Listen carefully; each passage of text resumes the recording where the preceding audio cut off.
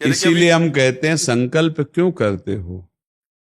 पता नहीं शाम तक जीवित रहें कि ना रहें, हमें भरोसा नहीं, तो हम संकल्प क्यों करें? भाई मैं ये करूंगा, ये संकल्प तो वो करे जिसको कल का भरोसा हो।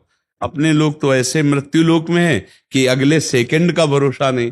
तो ऐसी प्रार्थना करनी चाहिए कि हे प्रभु, यदि आपने मुझे जीवन दिया, सामर्थ्य दिया, समय दिया, तो ऐसी हमारी भावना बन रही कि हम 108 परिक्रमा कर लेंगे।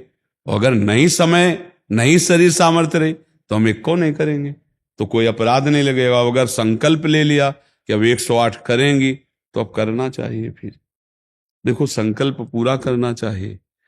तो अभी इस जान तो शरीर में है ही, तो संकल्प के लिए फिर उसी कार्य में लगा जाता है। पर हम सबसे प्रार्थना करते हैं संकल्प ना लिया जाए।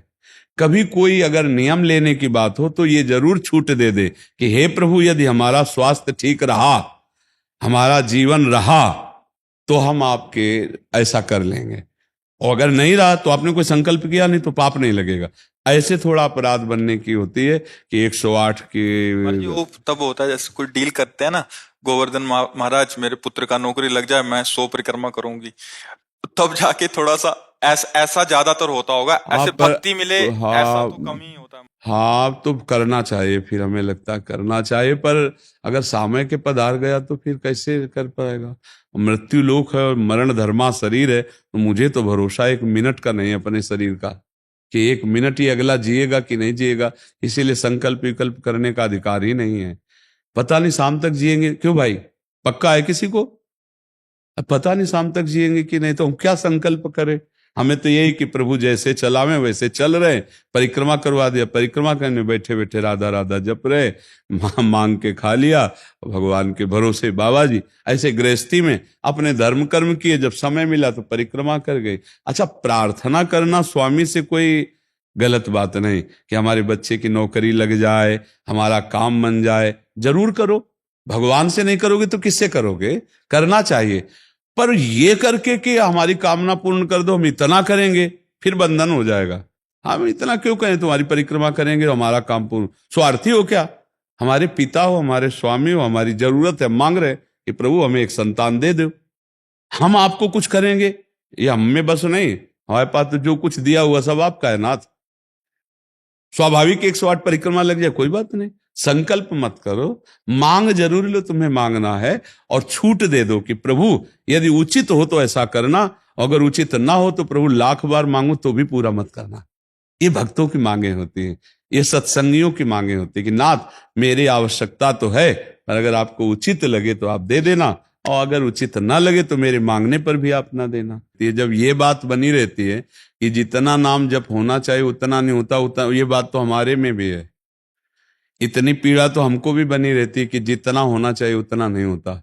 इतनी पीड़ा हम अपने गुरुदेव भगवान में भी देखी। एक दिन उन्होंने कहा क्या बताएं, जीवन निकल गया, छक के नाम जपने को नहीं हुआ, रात दिन मंत्र में नाम में लगे गए, रात दिन 10 वर्ष समीप रह के सेवा में रहे। तो देख, बोले क्या बताऊं, पूरी जिंदगी निकल गई, छक के नाम जपले को नहीं मिला।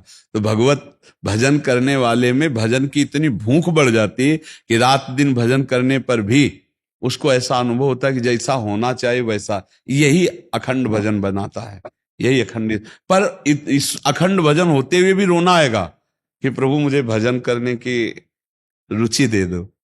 यही भजन, असली भजन का ये फल है। भजन करते हुए भजन की इतनी भूख होना कि भगवान से भजन ही मांगना कि प्रभु मुझे भजन करते। अभी वो भजन नहीं होता जैसा प्रेम से होना चाहिए। हर एक महात्मा को, हर एक भजनानंदी को अनुभव होगा, और ये अगर हुआ तो भजन अखंड होने लगेगा। क्योंकि हम जिसकी पीड़ा महसूस करते हैं उसको हम भूलना कैसे बर्दाश्त कर पाएंगे?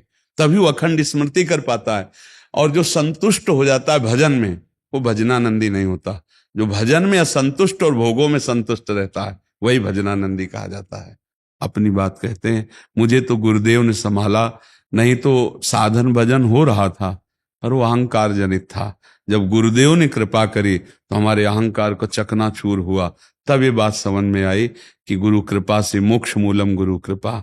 गुरुदेव भगवान साक्षात करुणा में प्रियालाल के स्वरूप हैं। वो जब कृपा करते हैं तो अहंकार नष्ट हो जाता है, और अहंकार नष्ट होते ही दैन्यता आ जाती है।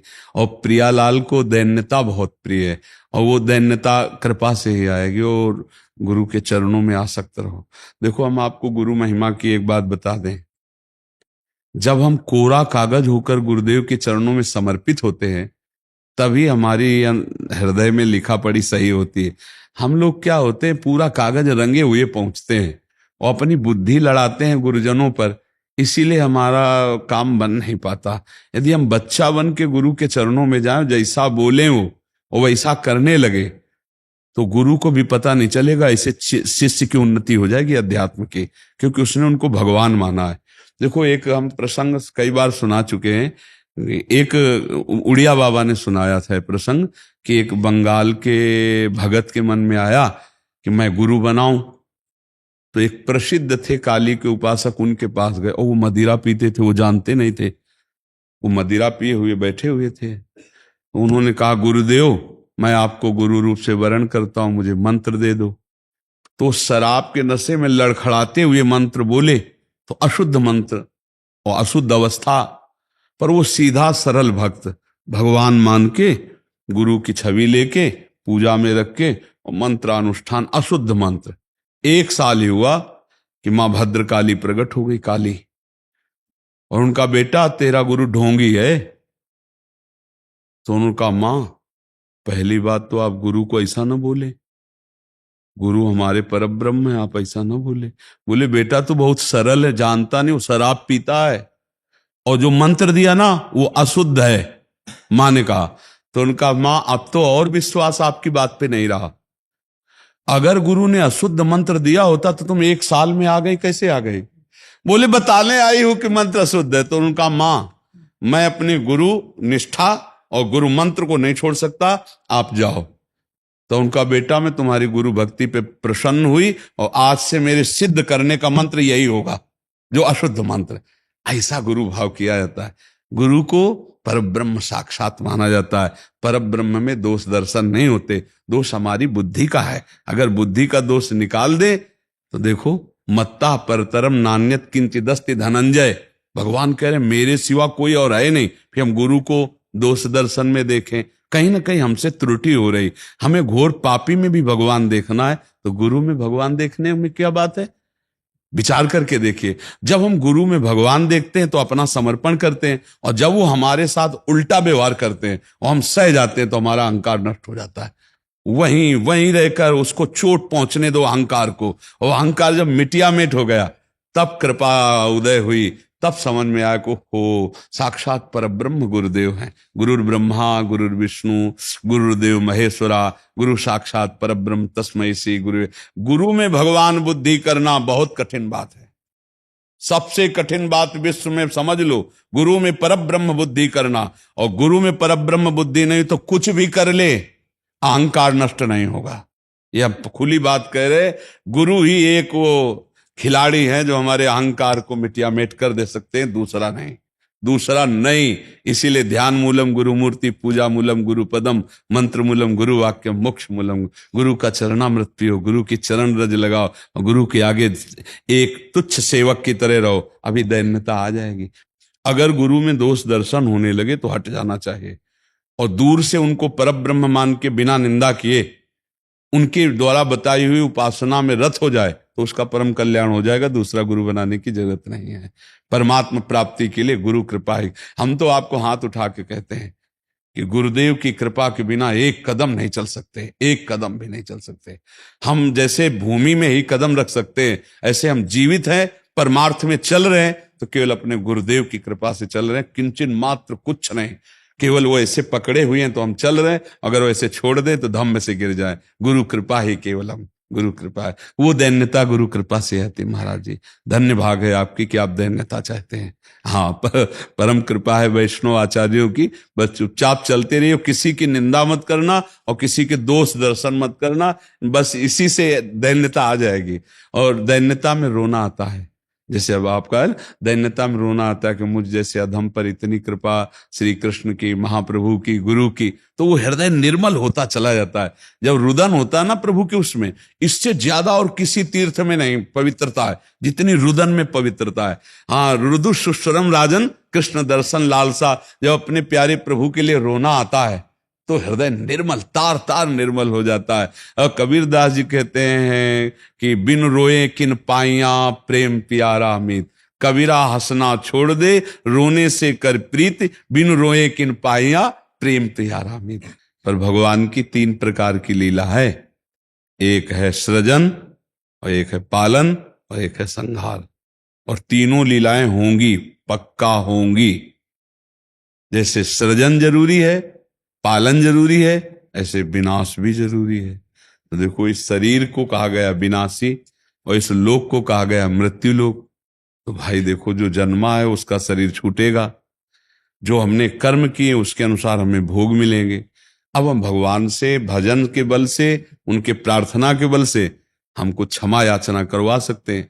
तो अपने पुत्र के लिए, अपने कल्याण के लिए, अपने परिवार के कल्याण के लिए, समाज के मंगल के लिए भगवान का नाम जप करे, भगवान से प्रार्थना करे, दूसरों को सुख पहुंचाए, धर्म पूर्वक आचरण करे, तो निश्चित मंगल होता है। हाँ, बहुत अच्छा है।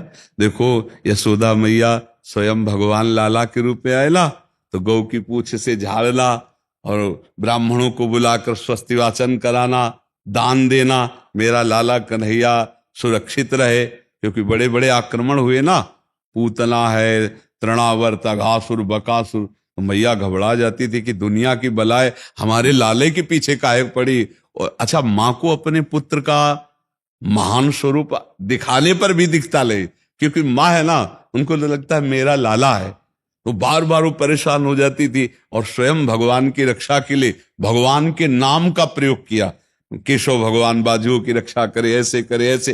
तो हमें लगता है भगवान का नाम जप और धर्माचरण, दूसरों को सुख पहुंचाना, और इसका फल मेरा पुत्र सुरक्षित रहे, मेरे पुत्र की बुद्धि शुद्ध हो, मेरे पुत्र को कभी विपत्ति ना हो।